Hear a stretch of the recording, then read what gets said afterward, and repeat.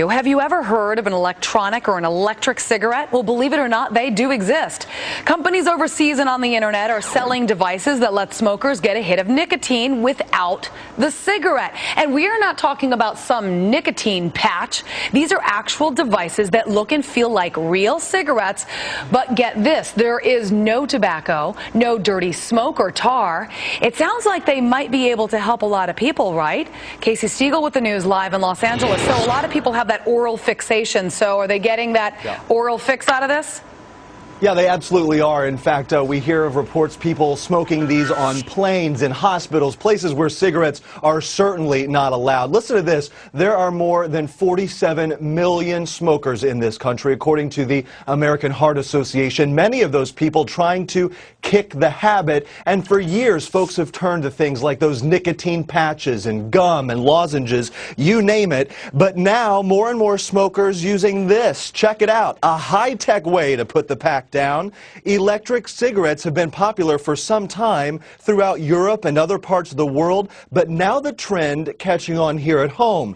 The plastic tube looks just like the real thing, although instead of lighting it, it is powered by batteries that you charge, and it contains a liquid form of nicotine that is heated and then vaporized when you puff on it, even simulating smoke.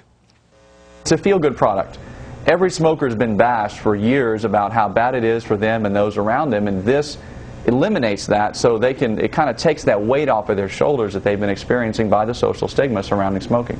This is the first thing I've ever seen that fills in some of those gaps and gives people an opportunity to continue the behavior associated with smoking, not go through nicotine withdrawal, and not do any additional damage to themselves. Because nicotine in and of itself doesn't cause disease. Some smokers report a high success rate of quitting with the device, even though they are not marketed as a smoking cessation tool, but rather a healthy alternative to smoking tobacco. But there are a few problems. The U.S. Food and Drug Administration warns that these products may not be safe. The FDA declined an on-camera interview, but did release a statement to Fox News this week saying they are not approved to be legally marketed in America, and there are health concerns because you cannot regulate how much nicotine you get. Now, those health concerns have prompted Australia to ban the sale of e-cigarettes in that country, but a handful of companies manufacture them. Most people here in the United States order them online.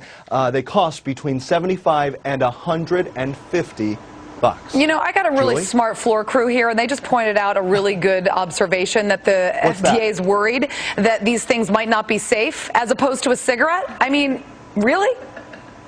Yeah, but they say that when you look at the other smoking cessation tools like the patch and things like that, you get an exact milligram of how much nicotine is in those products. They say there's no way to measure it, but of course, pretty much anything could be better than a cigarette. So I would think who really so. knows, Julie? All right, Casey Stiegel, thank you very much.